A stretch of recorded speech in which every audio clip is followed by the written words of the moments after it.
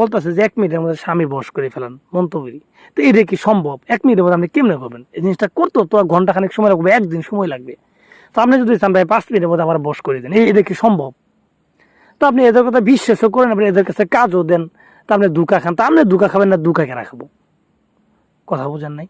অনেকে বলেন যে ভাই আমি তো নিজেও করছি অনেকগুলা, তাও তো হয় না। আরে ভাই শোনেন, যে লোক নিজে আপনাকে মিথ্যা কথা বলে আপনার কাছে টাকা নিতেছে, তো ওই লোকের বিদ্যাগুলো যদি নিয়ে আপনি আজীবন করেন, তাতে কোনো কাজ হবে? আপনি বলেন। আপনার কি মনে হয় যে এরা পরীক্ষিত জিনিস দিবে? আমরা পরীক্ষিত জিনিস দেই কেন জানেন?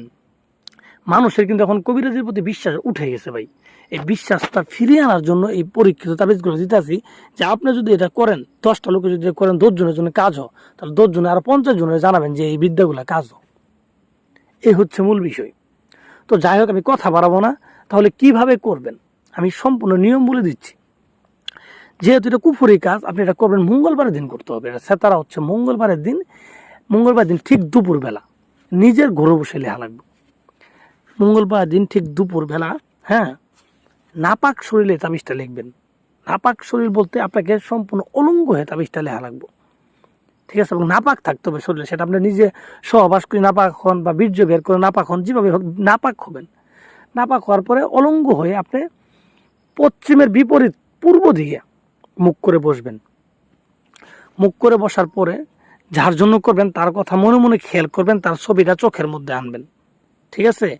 আপনাকে সামলে মোমবাতি আগরবাতি এগুলো ধরিয়ে নিতে হবে, হ্যাঁ। এবং চতুর্থ সাইডে আপনি আতর দিয়ে দেবেন, ঠিক আছে? দেওয়ার পরে আপনি এই তাবিজটা লেখা শুরু করবেন। তো তাবিজটা এখন কীভাবে লিখবেন?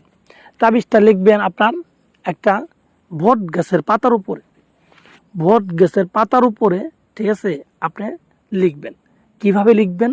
শাহাদাত আঙ্গুল দ্বারা এক প্রকার কালি দিয়ে। এই কালিটা কিভাবে বানাবেন?